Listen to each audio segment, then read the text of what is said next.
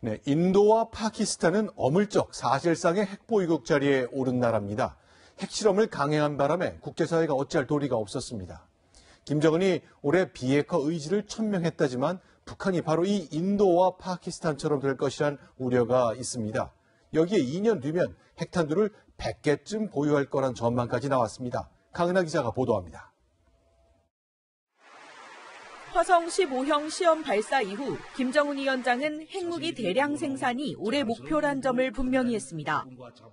핵탄두들과 탄도로켓들을 대량 생산하여 실전 배치하는 사업에 박차를 가해 나가야 합니다. 이런 지침에 따라 북한이 핵무기 대량 생산 단계로 넘어갔다고 미국 NBC 방송이 보도했습니다. 플라토늄이나 농축 우라늄 같은 원료를 계속 생산하고 있으며 2년 뒤엔 핵탄두 100개를 보유할 가능성이 있다고 전문가들의 말을 인용해 전했습니다. 지난달 북한 주민용 선동 자료에서도 북한은 오히려 핵무력 완성을 강조하고 있는 것으로 나타납니다. 여러 가지 자신들이 원하는 어떤 협상이나 어떤 이런 국면이 전개되지 않으면은 결국 비핵화하지 않는 명분을 만들 수도 있는 것입니다. NBC는 북한이 결코 비핵화하지 않을 것임을 트럼프 대통령도 알면서도 북한과의 리얼리티 쇼를 계속할 것이란 전문가의 우려도 전했습니다. 북한 입장에선 미사일 발사와 핵실험 중단을 통해 외부 시선을 피하면서 원하는 다른 무기 프로그램을 진행시킬 수 있다는 뜻입니다. 북한 이탈 주민이 하나원을 수료한 뒤 정착을 위해 각종 지원을 받는 하나센터입니다. 이곳에서 해킹으로 탈북민 997명의 자료가 유출됐습니다. 최근 이렇게 탈북민을 표적으로 한 해킹이 늘고 있는데요. 실제로 수년 사이 남북 하나재단에 대한 해킹 시도와 사이버 공격 무려 3,546건이나 됐습니다.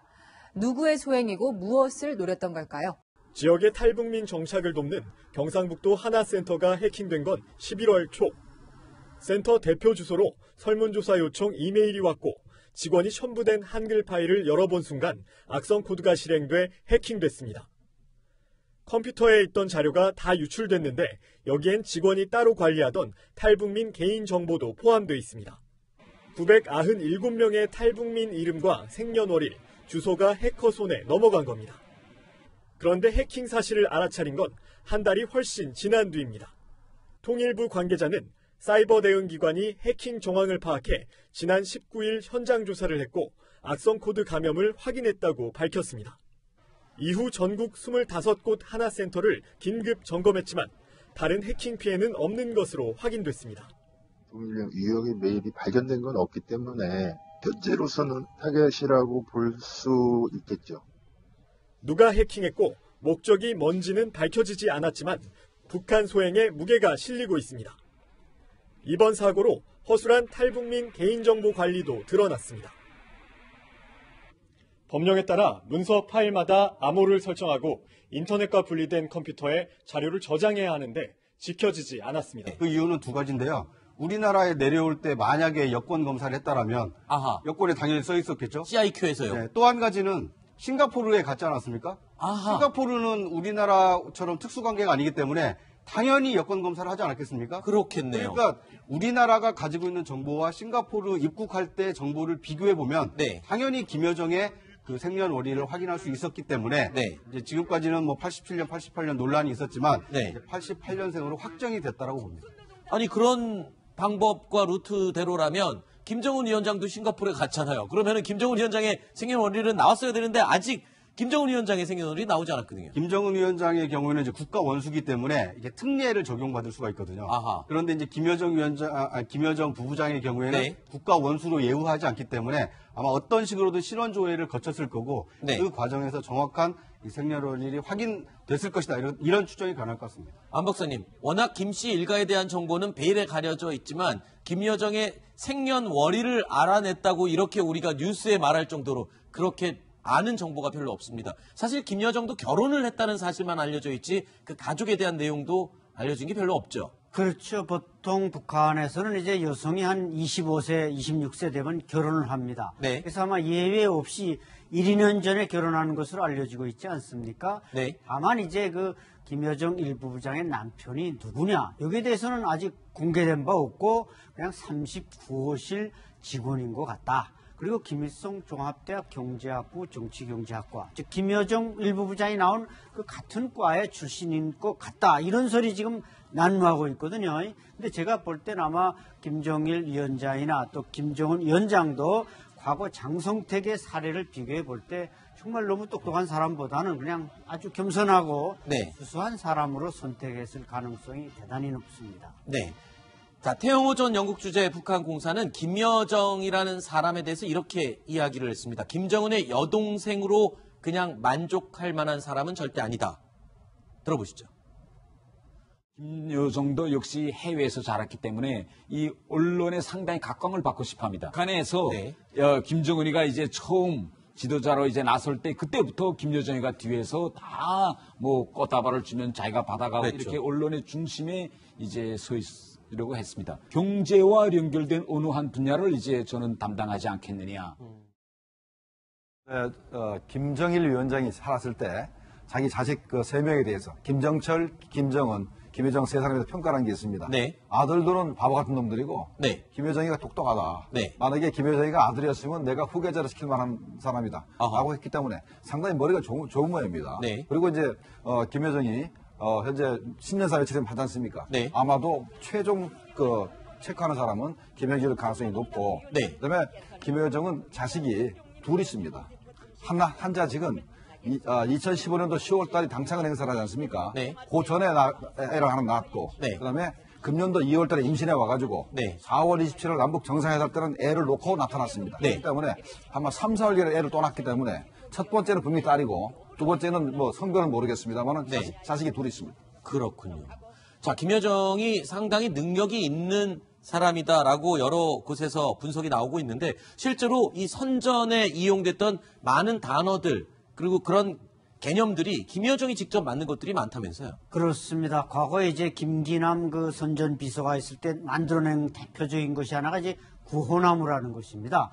뭐 일제 때 그 김일성 빨치산이 뭐 평양까지 내려오고 또 백두산에 건너와서 구호나무를 새겨놨다고 하면서 그걸 보존하는 식, 뭐 일본에서 특수 도료를 사다 이렇게 좀, 그건 사실은 근데 대체로 북한 사람들은 그걸 조작했다고 생각하는데 오늘날 김여정이 이 선전선동 분야를 장악해가지고 내놓은 대표적인 구호들이 이제 자강력 제일주의, 자력갱생이라는 용어를 조금 이제 또 업그레이드 시킨 거고, 그다음에 이제 천리마 운동, 과거 50년대 김일성이 만들어낸 천리마 운동을 말리마 운동, 말리마 속도, 이렇게 해서 뭔가 또 새로운 시대, 새로운 지도자의 리더십을 부각시킨 용어들을 지금 여지없이 김여정이 팍팍 생산을 해내고 있습니다. 네.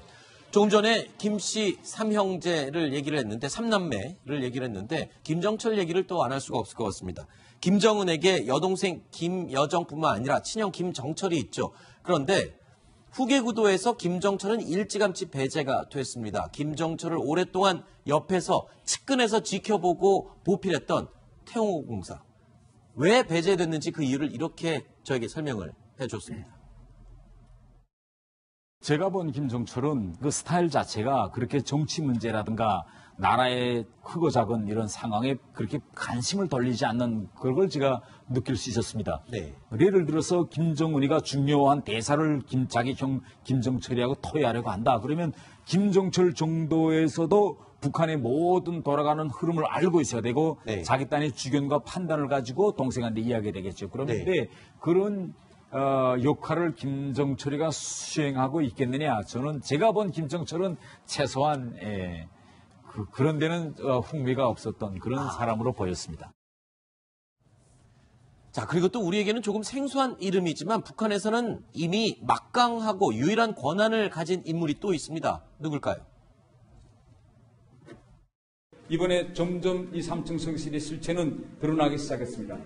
바로 이번에 김여정이와 같이 평창에 내려왔던 저 제일 뒤에 서 있는 김창선입니다. 유일하게 김정은의 사무실에 직접 들어가서 독대할 수 있는 그런 권한을 가진 건 김창선이밖에 없습니다. 그러면 김창선이 뭐냐? 그 옆에서 김영철이 보고 그거 뭐 잘못된데 이렇게 지시하거나 이것이 아니고 김영철과 정호영 실장 사이에 오간 내용을 옆에서 다 정확히 들고 금방 김정은 사무실로 달려가서 제기된 상황을 보고하는 이런 임무를 수행하고 있습니다. 안 박사님, 사실 북한의 실세들에 대해서 많은 이름들이 거론됐지만 김창선은 올해부터 주목받기 시작한 사람입니다. 정상회담을 전후로 이름을 알리기 시작했죠. 맞습니다. 그 전에 뭐 여러 가지 정치 행사에 나와서 김정은의 의자를 뭐 빼주고 이런, 그래서 그냥 부관, 책임 부관 정도로 알았는데, 이제 올해 초에 이제 그 특사로 내려올 때 김정은 위원장의 이제 국무위원장이 그 친서를 들고 오면서 부각돼서 이번 9.19 또 정상회담에 더욱더 부각이 됐는데, 단적인 예로 9월 18일 우리 선발대가 평양에 가서 그 백화원에서 숙소 정하고 하려는데 모든 그 진영들이 다 스톱하고 있더랍니다. 네. 그래서 몇 시간을 기다렸다가 김창선이 탁 나타나니까 그때부터 움직이기 시작하더라는 겁니다. 그래서 김창선 이 서기실 부장의 그 마지막 실세, 권력이 어느 정도인가를 알 수 있는데, 저 김창선은 이제 신통하게도 한경북도 명천 출신으로 우리 이제 금방 나왔던 그 태영호 공사와 같은 고향 사람이고, 또 배고 탱크 여단 유경수 여단장의 6.25 때 제일 먼저 탱크를 몰고 내려온 그 여단장의 이제 사위라는 데로부터 상당히 실세로 접근해서 오늘날까지 70대 중반을 넘어서는 나이까지 지금 권력을 누리고 있습니다. 그렇군요. 그래서 우리 통일부도 내년도 2019년도 북한 인물 정보의 주요 인물 중에 하나로 이 김창선의 이름을 새로 올리게 됐습니다. 자, 이번 이야기는 여기서 마무리하도록 하겠습니다. 다음 이야기 준비되어 있는데요. 이분들과 또 함께 해보겠습니다. 만나보시죠.